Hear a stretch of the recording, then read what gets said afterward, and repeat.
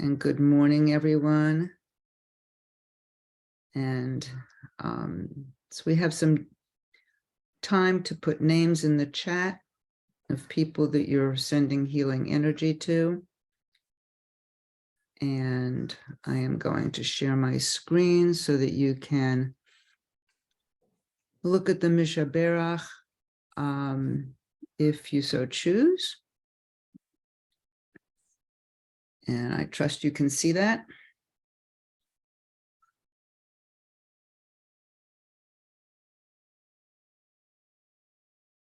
And I'll just take a moment.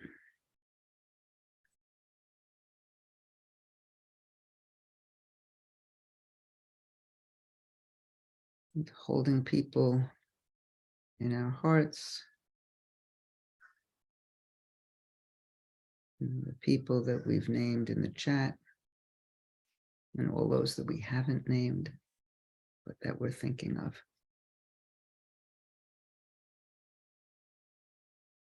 And we wish everyone a refuah shlema, healing in body, mind, and spirit.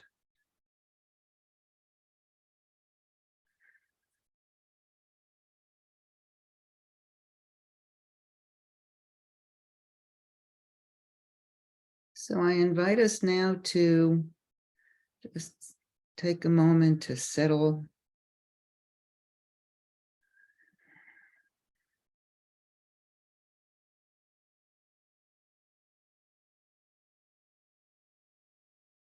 By now, you know that I love to start with this little piece from Thich Nhat Hanh.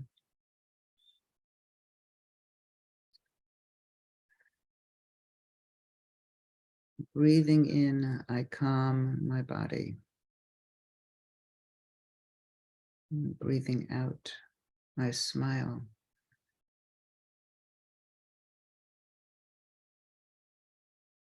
Dwelling in the present moment, I know this is a wonderful moment.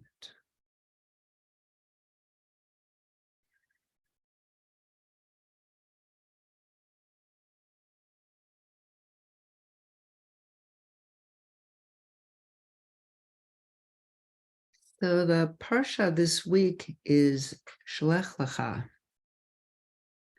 And during this parsha, Moses selects 12 scouts to go into Canaan to report back on what they observe in terms of the land and the people. So they're right at the edge of Canaan, the promised land, and they could go in. The scouts return after 40 days, and they all agree that the land is prosperous, filled with milk and honey and huge fruits. 10 of the scouts go on to express their fear that the inhabitants of the land are like giants, and they say, and you'll hear this again, we looked like grasshoppers to ourselves, and so we must have looked to them. And they went on to say that the land was simply not conquerable and we shouldn't go in. 2 of the scouts, Caleb and Joshua, did not agree with this opinion. But the people were really influenced by the 10, and they ended up rebelling. And God ended up punishing the Israelites for their lack of faith. Some other things happen, not relevant to my drash today, but the end of the parsha, we get a description and explanation about tzitzit. So back to these 10 scouts and their report. They said, and I'm quoting from the Women's Torah commentary, the country that we traveled and scouted is one that devours its settlers. All the people that we saw in it were of great size, and we looked like grasshoppers to ourselves, and so we must have looked to them. These 10 scouts were really afraid. They were frightened. And as what so naturally happens, they exaggerated the negative. They see themselves as grasshoppers, small, able to be stepped on, maybe not having much value or worth. And often when we're afraid, we focus on the negative, and that gets exaggerated and blown up in our minds, and we regress to earlier habitual behavior. That's a very common thing in human nature. But so what about Caleb and Joshua? They have a very different reaction. They don't deny that the people in Canaan are strong and the cities are fortified. But they are optimistic about the Israelites' ability, with God's help, to conquer the land. They seem to be, in my opinion, realistic optimists. You know, maybe they're wearing rose-colored glasses, but they have faith that things are all going to work out as has been promised. They're trusting, excuse me, and they're remembering that God made this promise to them. So my general observation of people who are more or less optimistic is that they generally have faith that things will work out.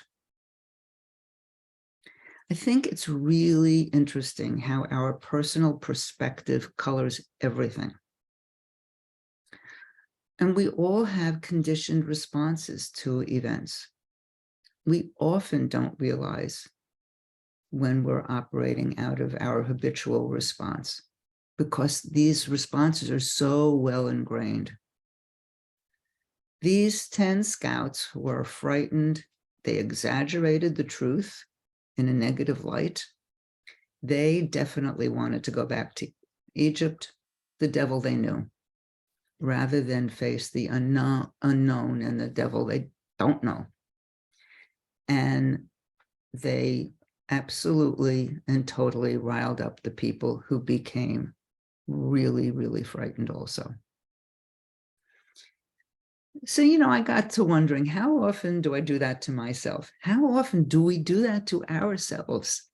We get frightened about something and we forget that we have the tools to deal with whatever the obstacle might be. The scouts forgot that they had a promise from God that they would prevail.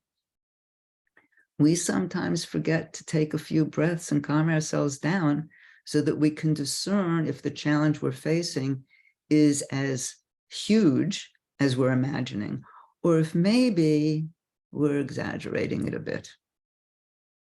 And maybe our habitual perspective is coloring our view. After the 10 scouts rile up the Israelites, and there's a mutiny on Moses' hands, God becomes absolutely enraged. God is ready to wipe out the entire people. And once again, Moses is able to calm God down, although God is still furious. The punishment that God decides on is somewhat modified, still pretty dire. The 10 scouts die right away from a plague, and the people now have to wander in the desert for 40 years, 1 year for each day the scouts were in Canaan.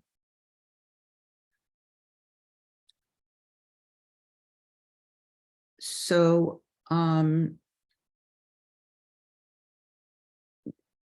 so all of this is very interesting. And God's reaction is also pretty interesting. In the Musar Torah commentary, this week's commentary was written by Rabbi Sonia Piltz. And she looks at this parsha from a really different perspective than I had looked at it. And I was fascinated. So she explains that she began reading the Torah as a love story between God and God's people a couple of years before she wrote this. And I'm quoting now from her commentary. My new way of reading is based on Rabbi Akiva's famous allegorical interpretation of the Song of Songs as a love story between God and God's people. Our entire Tanakh and all its midrashic expansions may be seen as an allegorical story of a people who are seeking and yearning to find their way into an intimate relationship with God, hoping, dreaming, imagining, and believing that God does the same, that God is waiting for us to find our way to love, patience, justice, intimacy, and trust. She really caught my attention with this introduction. Looking at the Parsha from the perspective of God and God's love affair with the people, she goes on to describe God's anger and impatience with the people as the totally understandable reaction of a disappointed partner. It's as though God is saying, I want you to trust me, and you didn't. You doubted that I would continue to take care of you. How dare you? Rabbi Pilz goes on to remind us that we all want to be trusted and loved. And she points out that we often get angry with our partners when we don't feel that sense of trust and love from them. Also, sometimes we create problems with our partners when we're frightened or impatient, setting into motion a negative series of events.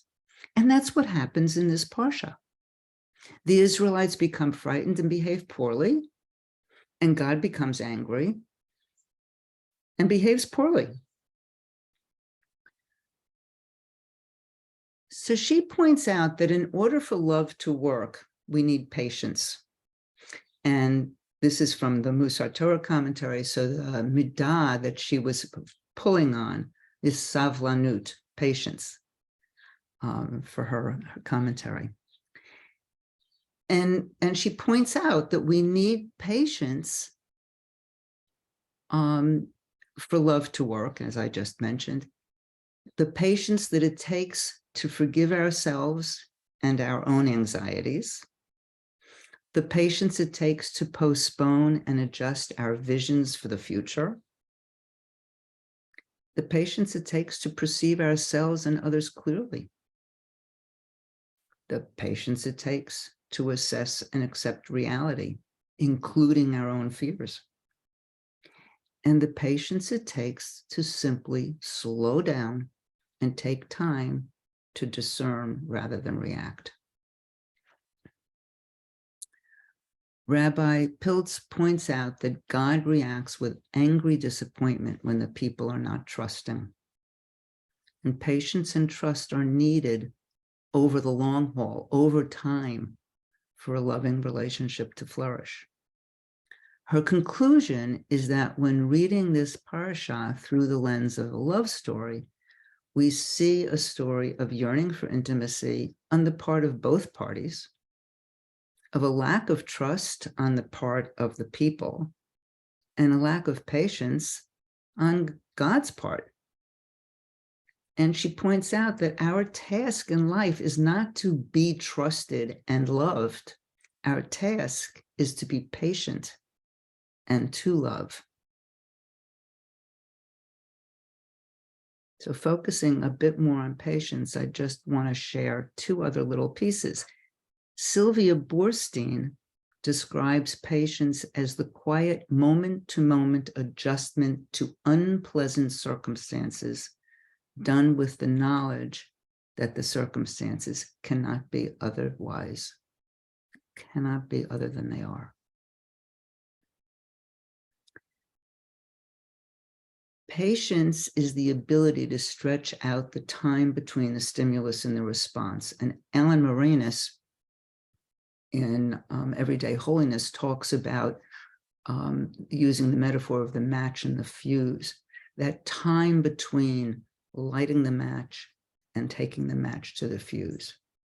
We need time in that space so we can respond with some degree of wisdom rather than habitual reaction. I personally find the acronym STOP to be helpful. S-T-O-P. Stop, take a breath, observe, and then proceed.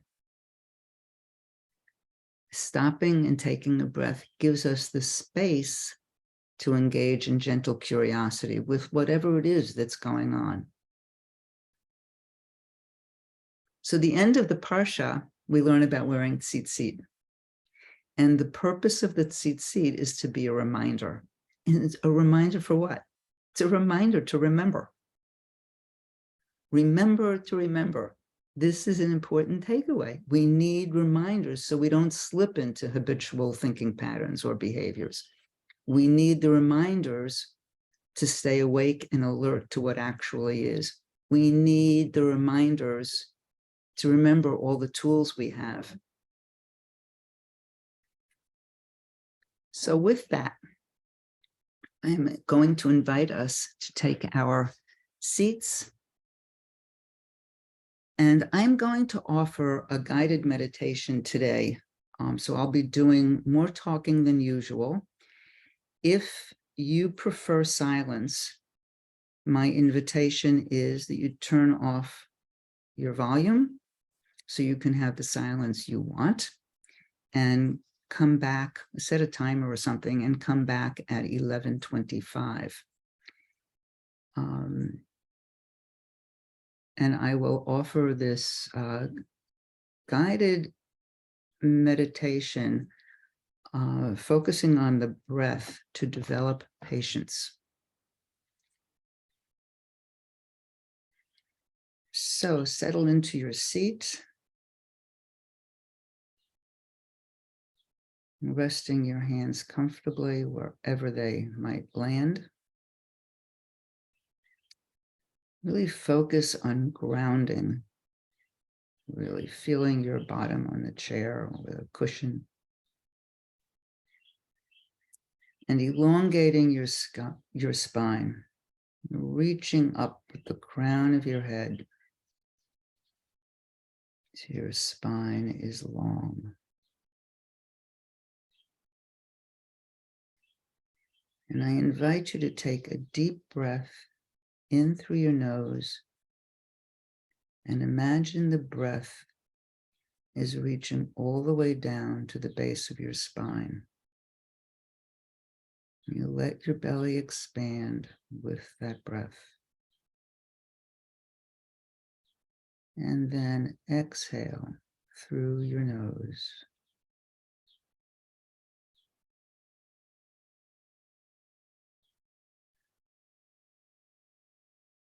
And as with all of my instructions, alter them in a way that works for you. So now let's take another deep breath. Again, through your nose, letting it reach all the way down to the base of your spine. And this time, imagine that once it hits the base of your spine, it bounces up a little and reaches the point between your pelvis and your belly button. And then breathe out through your nose.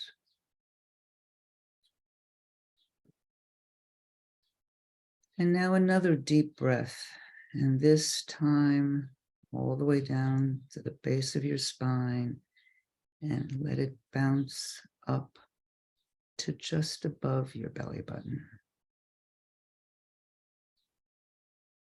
And breathe out through your nose.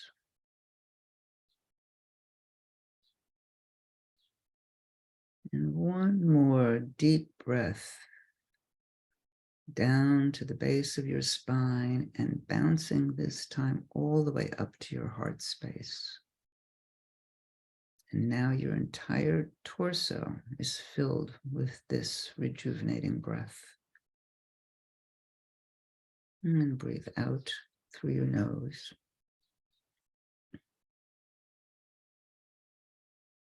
And now as you continue breathing comfortably, just notice the effort that it took to visualize your breath this way. And that encourages us to focus on the moment. Also, we know that deep breathing reduces stress.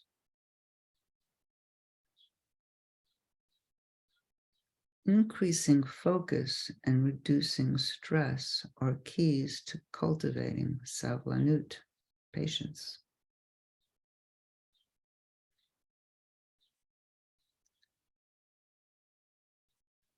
So checking in with the body is a way to meet impatience. And when we notice that we're feeling impatient, we can check in with grounding. Check in with our breathing.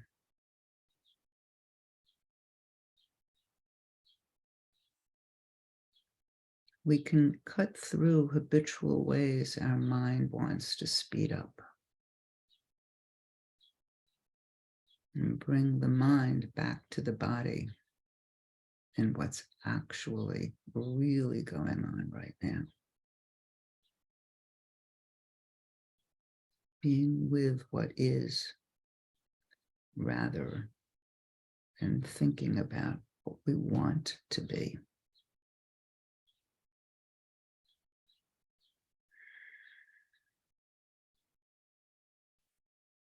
I invite you to recite the words savlanut and patience to yourself.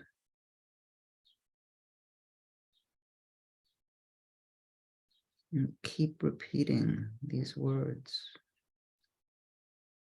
Maybe savlanut on the inhale and patience on the exhale. And allow your body to relax into the quality.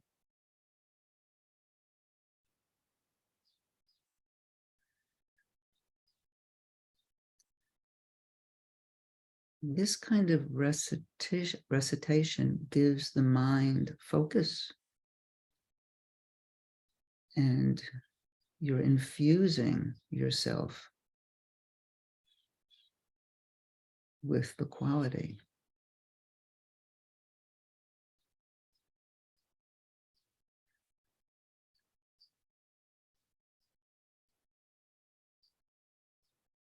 You're cultivating the ability to sit still, to have peaceful stillness in the midst of whatever is.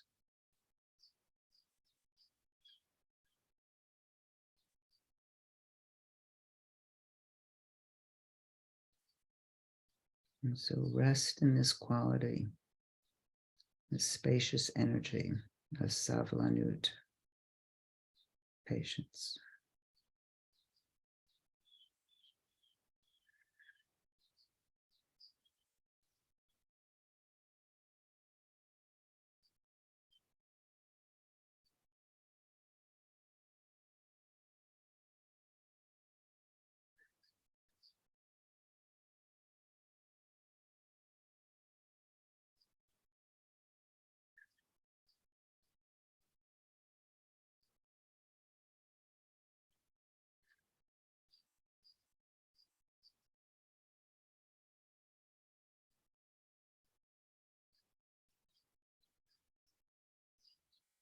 And I encourage you to deepen your breath and slowly begin to come back to the room. And as you do that, I am going to read piece from Rabbi Yael Levi. Shlech lecha, send yourself forth. The unknown awaits you, new lands to be discovered, new ways of being that are promised, hoped for, imagined. Shlech lecha, send yourself forth. There are so many beginnings awaiting your arrival. Yes, the soul says, I will go. I will step forward in new ways. I will see with new eyes. I will explore what can be different, exciting, promising, possible. Yes, I will go. There is so much to be discovered, so much to be enjoyed. But one step forward and the mind begins to spin. You can't do this. You don't have the tools, the insights, the imagination to change, to grow, to become. Go back to being tiny, to being small. Go back to the narrow place. The mystery calls. Notice that when fears take hold, the mind constricts and vision narrows. And the thoughts that inspire doubt and insist on fear are perceived as the only truths. In moments of spaciousness, when our perspective expands, it is possible to see that much of the fear and doubt are only stories that the mind has conjured. How to return to a spacious perspective, how to discern illusion and truth. The call from the mystery rings like a bell. Practice, do mitzvot, engage in acts of connection, give thanks, acknowledge beauty, respond with compassion, offer help, seek guidance, listen well, engage with ritual, do acts of justice, speak words of blessing. Engaging in these actions will help expand our perspectives and deepen our discernment so we can better see what is most true. Shlech lecha, send yourself forth, the mystery calls. Expansive possibilities await your arrival.